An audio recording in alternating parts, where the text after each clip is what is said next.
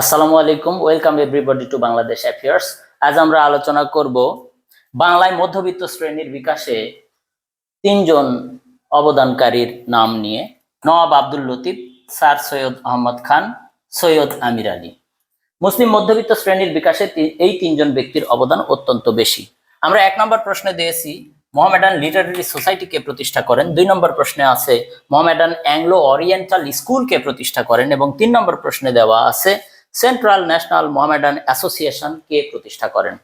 মূল বিষয় হচ্ছে যে তিনটা প্রতিষ্ঠানের মধ্যে মোহামেডান শব্দটি থাকার জন্য পরীক্ষার হলে এটা নিয়ে আমাদের কনফিউশন হয়।